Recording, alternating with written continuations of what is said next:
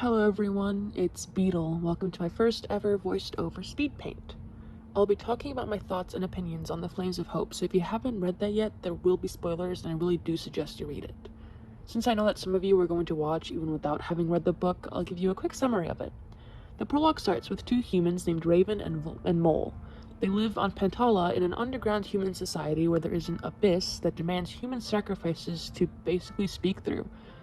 This abyss is the Breath of Evil plant, and a few years or so ago, Mole's brother Vol was selected as the human sacrifice by the abyss. Vol emerges from his gamer dungeon to tell Raven and Mole that the abyss is looking for the dragon. Meanwhile, in Pyria, Luna's finally got a representative from all the Pyrian tribes to fly back with her to Pantala. Joining her are Sundew, Blue, Cricket, Sky and Wren, Keebly, Moon, Tsunami, Lynx, a Rainwing named Pineapple, and a Mudwing named Bullfrog.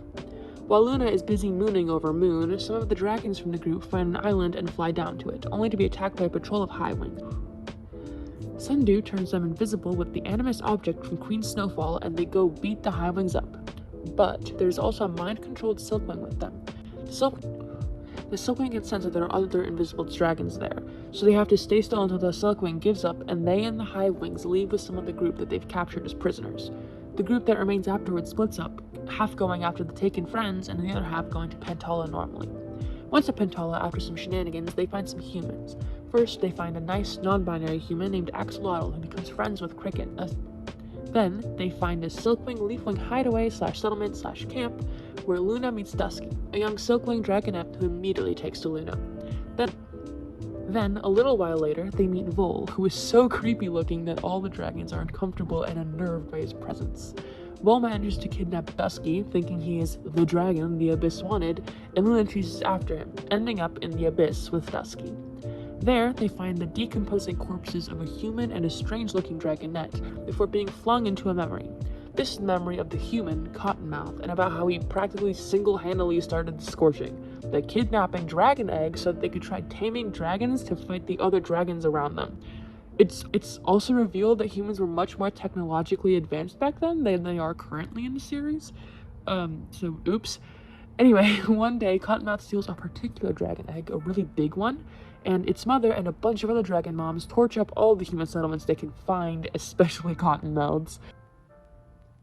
The Dragonette and Cottonmouth kill each other as soon as Dragonette hatches, and then the dragon, named Lizard by Cottonmouth, interrupts the memory because she hates this part. So the four of them talk and argue about Cottonmouth's plans. He wants to kill/control all dragons, Lizard is jealous that the other dragons get a chance at life when she didn't, Luna basically thinks they're both insane, the works.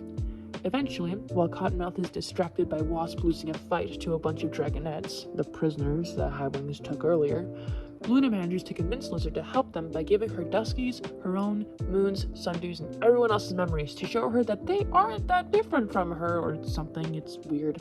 It's also revealed that Pineapple is dating Jambu, and it's the cutest thing ever. Eventually, Lizard tells Luna how to kill her and Cottonmouth, and after initially trying to only kill Cottonmouth, Luna finds out that without him, Lizard has trouble controlling the Breath of Evil plant by herself and has to kill Lizard too. But not before renaming her with a proper dragon name, Freedom. The epilogue is really sweet, and it's revealed that the Silkwings and Leafwings have basically created a joint kingdom. The Highwings are a mess, and Lady Jewel is now Queen Jewel. Luna and Swordtail are going strong. So are Sundew and Willow, and they've basically adopted Bumblebee. It's so cute. Blue and Cricket are still awkward, but they seem to be officially together, and all is well. Book end. So I'll start with my general thoughts about the book. I actually really enjoyed it. I know some people were disappointed that it wasn't very action-packed, and most of the book felt like Luna in the Breath of Evil hole with Freedom and Cottonmouth, but I actually like the change of pace. The one thing I will say that the situation with Vol could have been set up better. It sort of came out of nowhere, and I was very confused when I started reading the prologue. I can't remember if it was set up in the Dangerous Gift, but if it was, I definitely missed it.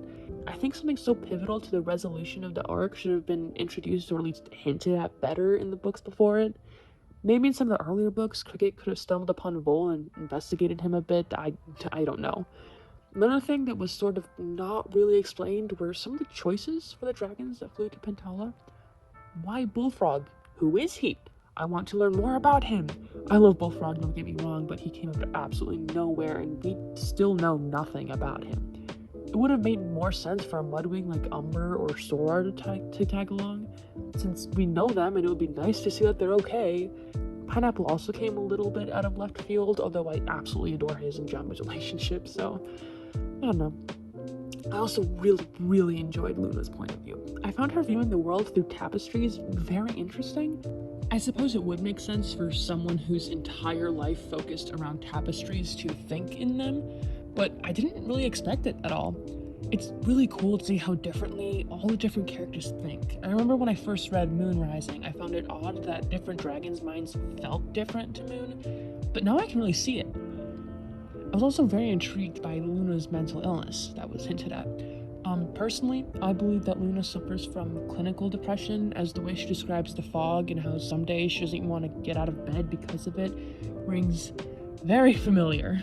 It's so cool to see a main character protagonist with a mental illness, especially one so serious in a children's series. I also love how her story wasn't about overcoming the fog. It was just there. It interfered with her life, and she pushed through it, and it wasn't the focus of the book, just an aspect of her character like depression is for many people. Before this book, I'll be honest, I didn't really care for Luna. I found her a little annoying, actually, but now she's definitely one of my favorite characters.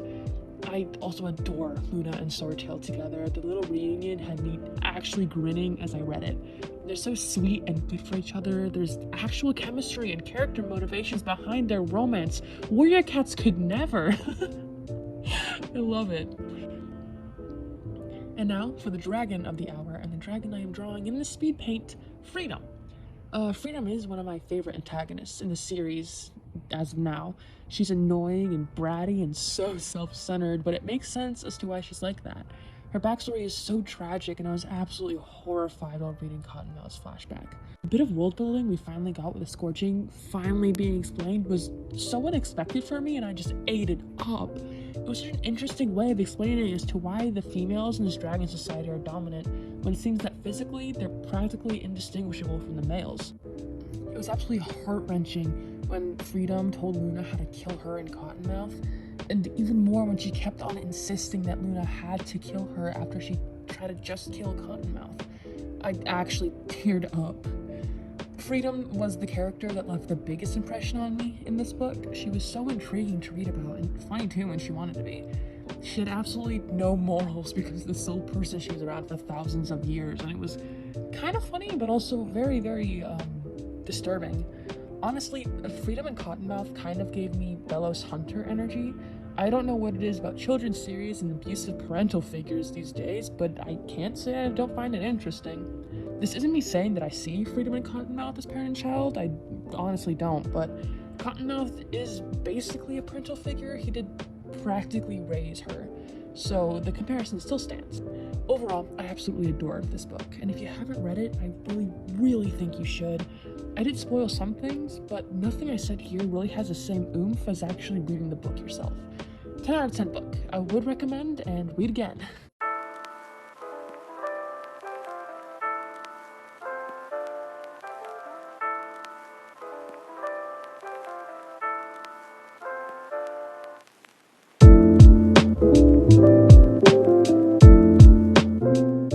Thank you for watching this video. It means the absolute world to me.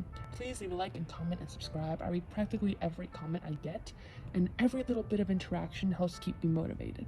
I also plan on doing these speed paints more often, so if you have any ideas or want me to talk about a certain topic, I would love to hear your thoughts.